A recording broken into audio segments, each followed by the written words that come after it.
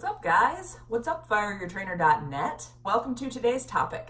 We're going to be discussing intuitive eating and food logging. Intuitive eating has gained a lot of traction lately, and I think it's because for so long we've been so fixated on tracking calories and tracking macros that it's sort of a back to the roots approach. Listening to your body, identifying what it's trying to tell you to eat, and then eating that.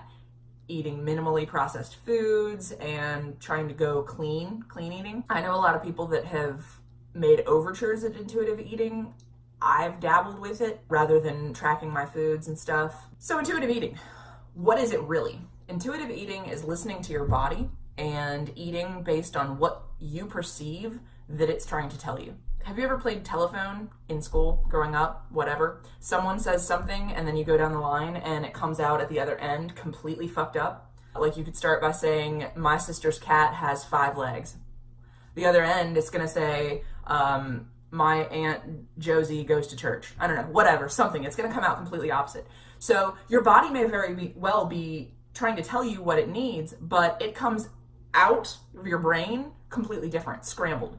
So we can often interpret dehydration as hunger, and we can interpret emotional upset as carb cravings. We can interpret protein cravings as fat cravings or carb cravings, dehydration as salt cravings, and so on and so forth. There's a whole list of bullshit how we misinterpret our body's signals. Until you develop a really, really good relationship with food already, and until you're already in this sort of maintenance state, and you feel confident with your approach to food, I would not suggest intuitive eating. As a beginner going into it, I had no idea what calories were in foods. I had no idea that, 4 ounces of chicken breast was like 120 calories and like 20 some odd grams of protein. I didn't even know what 4 ounces of chicken breast looked like. Come to find out, it is like the palm of your hand. Ish. But when you're ordering something out to eat and you get all these little medallions full of, are you really going to pick the medallions off of your plate and put them into your palm and be like, that looks about right? Probably not. You're going to eyeball it. You're going to guess. As a beginner, can you eyeball it? No, you can't. So while there are benefits to intuitive eating, there are also drawbacks. The benefits of intuitive eating are the fact that it does release a lot of stress, it releases a lot of frustration, and it gives you the freedom that you want in order to relax about food. For a lot of people, you don't want to be tied down to this software. You don't want to be tied down to a log that you have to take with you. But it does have a lot of drawbacks. So if you don't know what's in food, you have no idea what you're getting, you don't know what does what, you just don't have the foundational knowledge that you need to be successful. So on the other side of this, if you have a specific goal, let's say you already have a good relationship with food, let's say that you have done your due diligence in the beginning and you know what you're doing, but now you have a specific goal to hit. You want to lose 5% body fat, or you want to lose 15 pounds precisely for an event or something.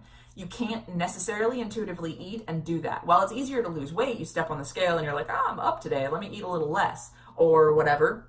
You definitely can't do that with body fat as well. You have no idea how much protein you're taking in, so you don't know whether you're successfully attenuating any of that muscle loss from being in a caloric deficit, or you don't know how many carbs you're taking in versus fats. You have no idea how much sodium you're taking in either, so whether you're going to hold a little water, hold a little less water, your fiber, you're going to be pooping less, pooping more, you just have no idea. So intuitive eating, you cannot hit a specific goal, not efficiently anyway. So tracking your macros, there are benefits to tracking your macros, i.e. you can learn and you can hit specific goals. The drawbacks to tracking are that it can lure you into this false sense of security.